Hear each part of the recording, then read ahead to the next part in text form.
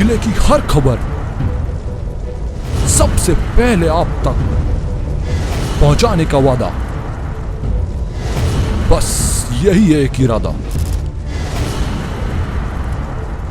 आज ही लगाए अपना Padmesh digital setup box.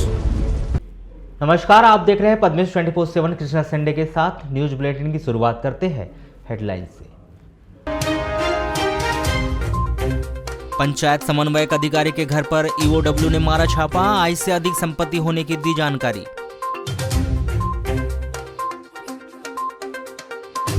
Panchayat एवं ग्रामीण विकास विभाग के कर्मचारी अधिकारी मानसिक तौर पर परेशान, 1.5 दर्जन ने बीआरएस का किया आवेदन।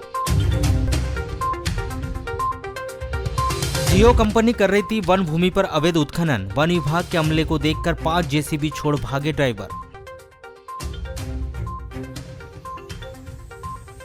नगर पालिका के द्वारा अधूरी सफाई पर मांगा जा रहा था 3 स्टार का दर्जा, वार्ड नंबर 24 में खुल रही पोल। विधायक प्रदीप जायसवाल के समर्थन पर सड़क पर उतरा कलार समाज, पुलिस के अधिकारियों को सौंपा ज्ञापन, आरोपों को बताया बेबुनियाद। नेवर गांव लामता खस्ताहाल, सड़क से आधा दर्जन गांव के लोग परेशान, सरकार से नई सड़क बनाने की मांग। बालाघाट जिले सहित लालबरा विकासखंड में गत 30 नवंबर से समर्थन मूल्य में धान खरीदने का कार्य प्रारंभ हो गया है और समर्थन मूल्य में धान की खरीदी शुरू होने के साथ ही अन्य राज्यों से भी धानों का बालाघाट जिले में आना प्रारंभ हो जाता है। 1 दिसंबर को इलाहाबाद उत्तर प्रदेश से ट्रक में करीब 20 से 25 टन धान भरकर वारासुनी गायत्री राइस मिल जा रहा था।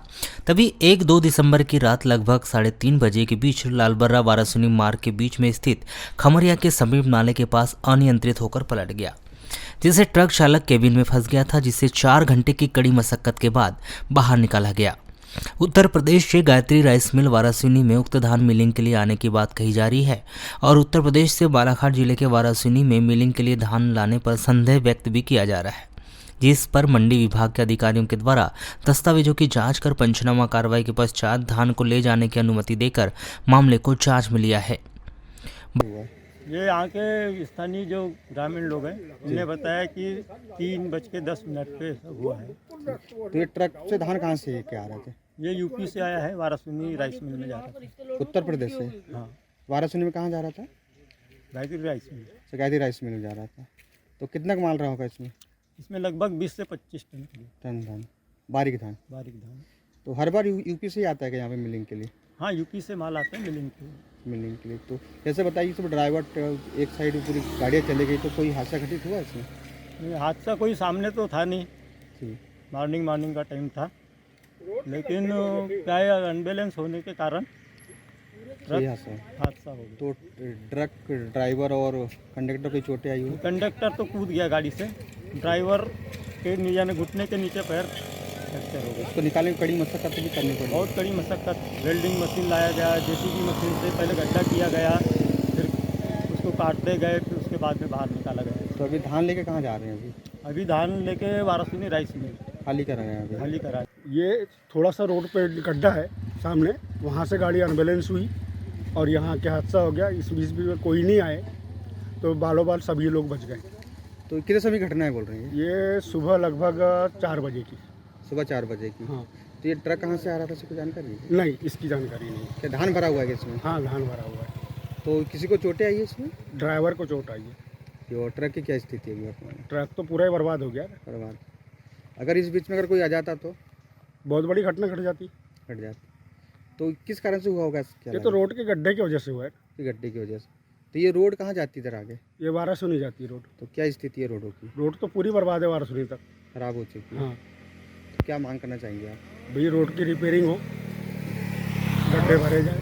मामला यह है लेके चले जाओ कि है ना, ओरिजिनल कॉपी तो हमारे पास आ जाएगी। सुंदरी राइस मिल प्रयागराज उत्तर प्रदेश से वाहन क्रमांक यूपी 70 BT 6942 में गायत्री राइस मिल को धान जा रहा था, जो वाहन खमरिया के पास पलट गया। वो पलट जाने से दूसरी वाहन में लाया गया है, जिसकी मंडी समिति द्वारा दस्तावेज की जांच की है। तो कितना माल था इसमें? इसमें तू जाना है इसको लेके टीआई के पास? फिर क्या बोलते हैं? 231 कुंटल करीब था, वहाँ से माल आया है। तो जांच में क्या पाया आपने, कहाँ यानी क्या लगा है? जांच में बिलॉरेबिलिटी पाई गई। हम निकले सब सही है, जब सही। मध्य प्रदेश शासन पंचायत एवं ग्रामीण विकास विभाग मंत्रालय भोपाल के आदेश पर जिला पंचायत सीईओ विवेक कुमार के द्वारा ग्राम पंचायत सचिवों के सेवाकाल में मृत्यु हो जाने के कारण उनके परिवार के सदस्यों को अनुकंपा नियुक्ति दी गई है।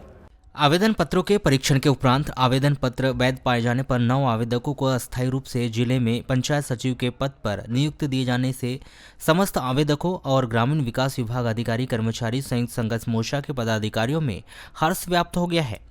आपको बताया कि पंचायत सचिवों की मृत्यु हो जाने की स्थिति में उनके परिवार के सामने जीवन यापन के लिए समस्या उत्पन्न हो गई थी। इनके आश्रित सदस्यों के द्वारा आवेदन दिए जाने के उपरांत नियुक्ति पाने के लिए विगत कुछ माह से बेसब्री से इंतजार किया जा रहा था। आज जिला पंचायत में जो हमारे ग्राम पंचायत सचिव दिवंगत हो गए थे, उनके आश्रितों के द्वारा जो आवेदन पत्र प्राप्त हुए, उनके छानबीन उपरांत आज सीईओ जिला पंचायत बालाहाट द्वारा 9 सचिवों को 9 उम्मीदवारों को सचिव नियुक्ति किया है, अनुकंपा नियुक्ति। इसके लिए हमारे संगठन संयुक्त मोर्चा की ओर से बहुत बहुत शुभकामनाएं, बधाई दी गई है। आज अनुकंपा नियुक्ति के जिला पंचायत आदरणीय सीईओ सर के माध्यम से आदेश जारी हुए। हमारे जिले में 9 नियुक्त सचिवों को अनुकंपा नियमों के तहत हम संगठन की ओर से और समस्त 9 नियुक्त अनुकंपा आश्रित 9 नियुक्त सचिव बहनों की ओर से और भाइयों की ओर से आदरणीय सीईओ सर का शुक्रिया अदा करते हैं, आभार प्रकट करते हैं।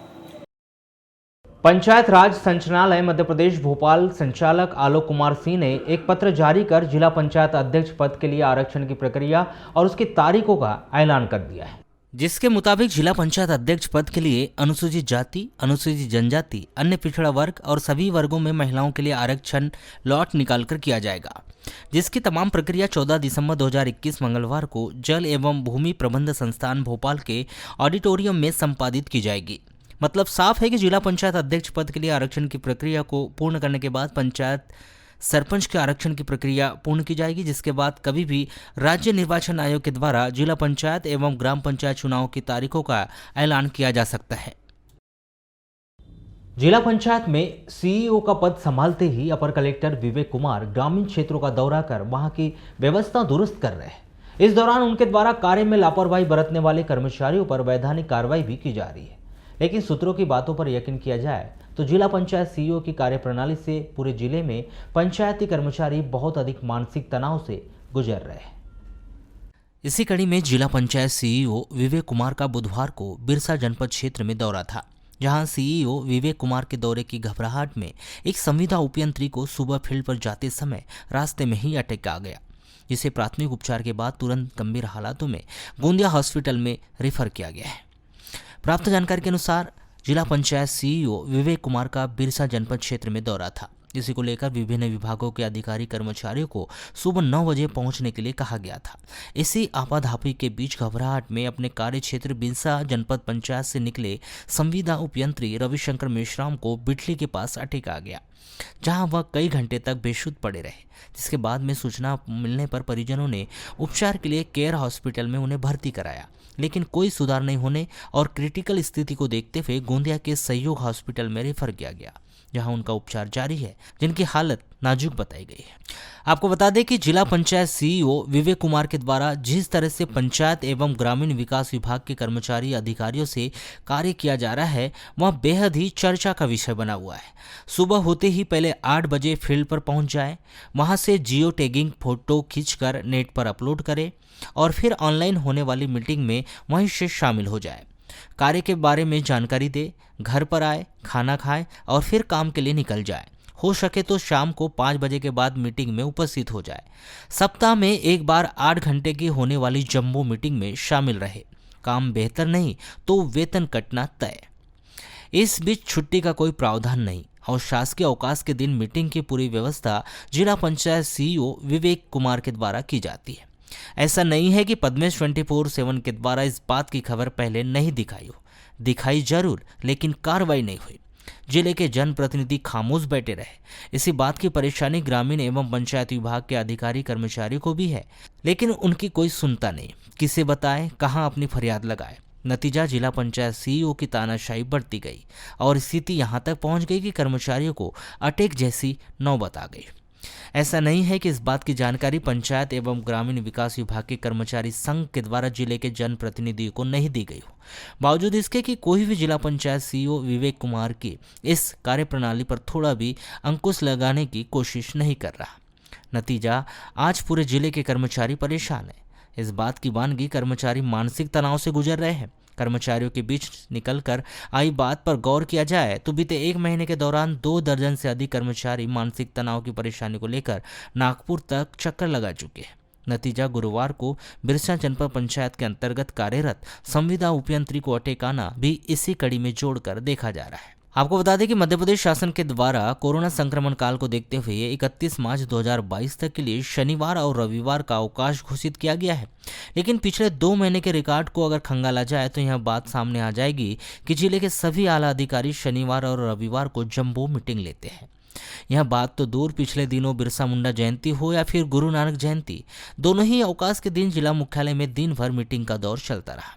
ऐसा नहीं है कि इस बात की जानकारी जनप्रतिनिधियों को नहीं है। आपको बता दें कि रिकॉर्ड के अनुसार इनमें से कई मीटिंग में जिले के जनप्रतिनिधि भी शामिल हुए हैं। सब सैया भय कोतवाल तो साहब को डर किस बात का, यही कहावत इन दिनों जिले में चरितार्थ हो रही है।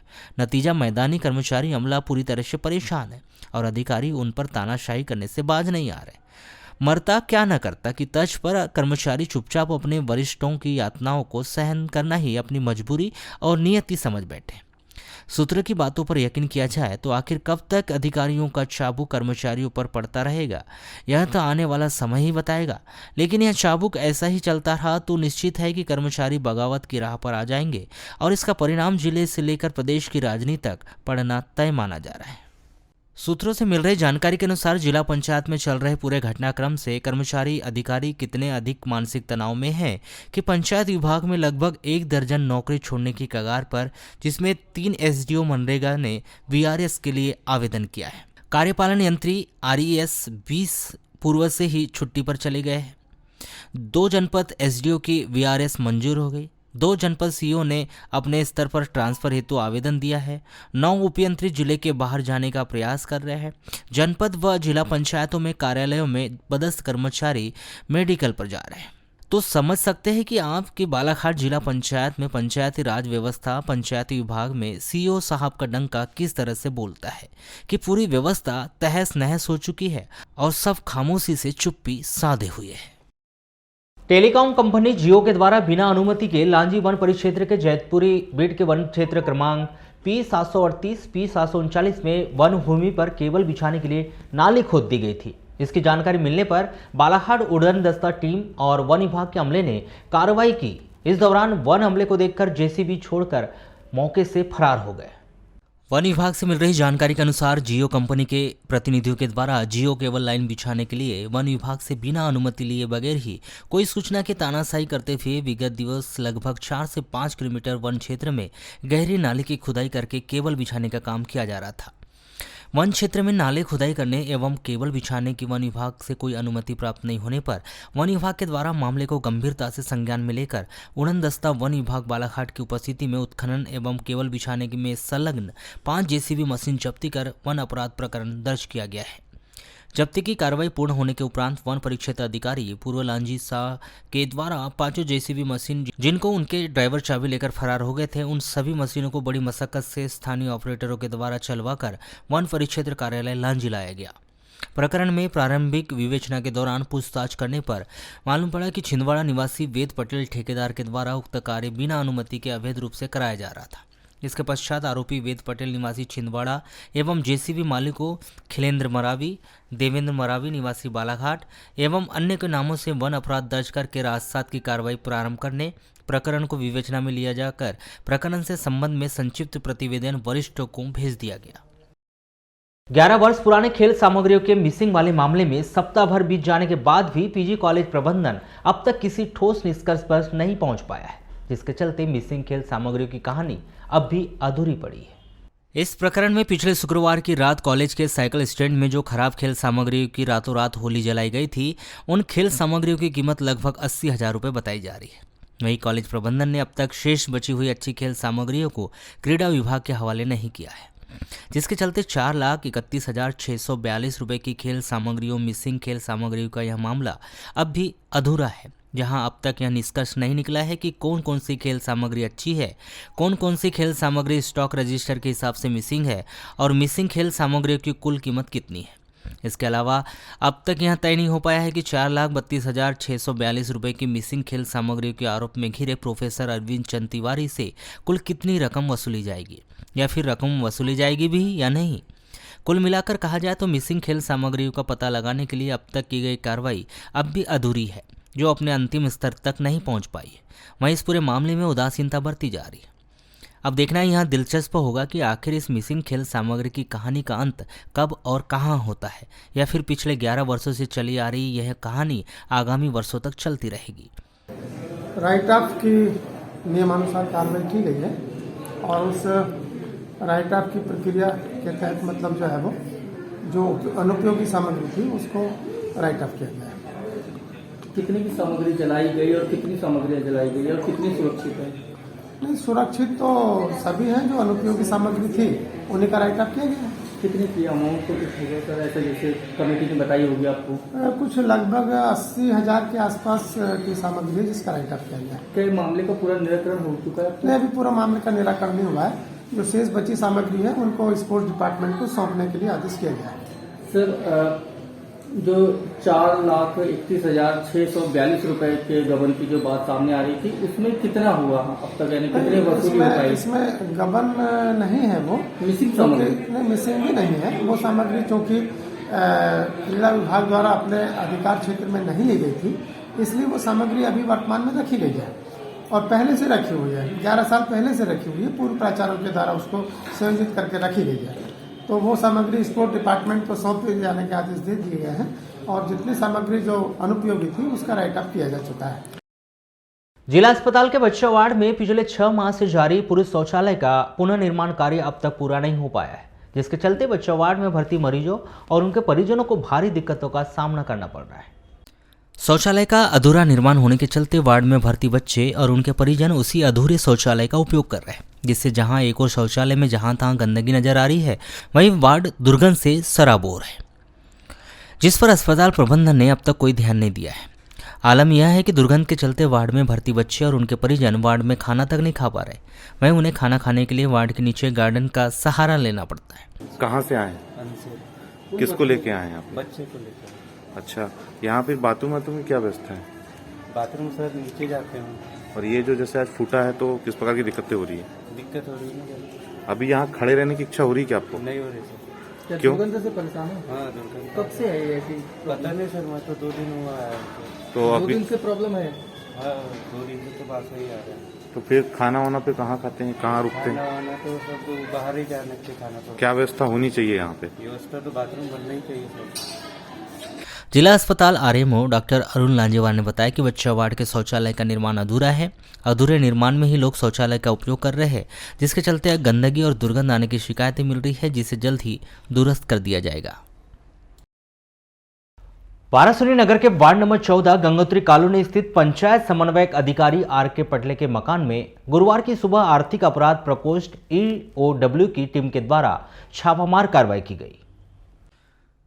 जानकारी के अनुसार आर के पटले जनपद पंचायत वारासुनी में पंचायत समन्वयक अधिकारी के पद पर पदस्थ है, जिनका खैलांजी स्थानांतरण हो गया था, जहां पर 2 महीने के बाद पुनः वारासुनी जनपद पंचायत में गत कुछ दिनों पूर्व ही अपना स्थानांतरण करवा लिया है।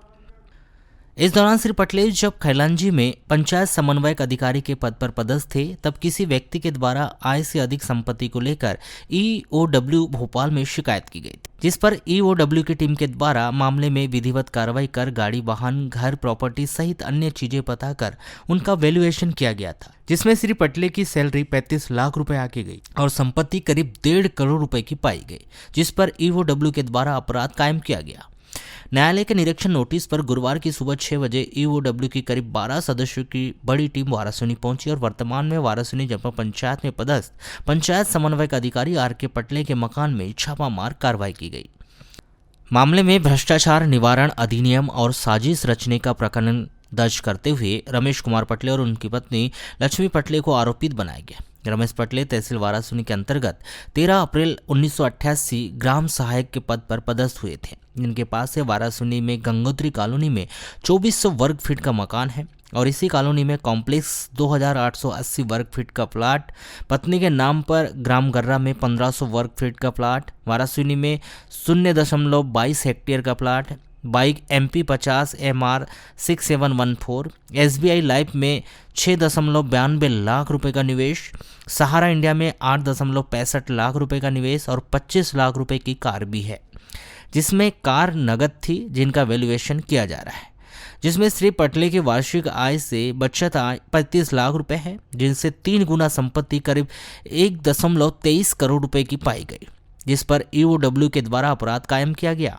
न्यायालय के निरीक्षण नोटिस पर गुरुवार की सुबह 6 बजे ईओडब्ल्यू की करीब 12 सदस्यों की बड़ी टीम वारासिनी पहुंची और वर्तमान में वारासिनी जनपद पंचायत में पदस्थ पंचायत समन्वयक अधिकारी आर.के. पटले के मकान में छापामार कार्रवाई की गई, जिसमें प्रारंभिक जांच में टीम को पंचायत समन्वयक के पास से 1.23 करोड़ रुपए की संपत्ति की जानकारी मिली, जिसमें ईओडब्ल्यू की टीम के द्वारा सूक्ष्मता से जाँच की जा रही है।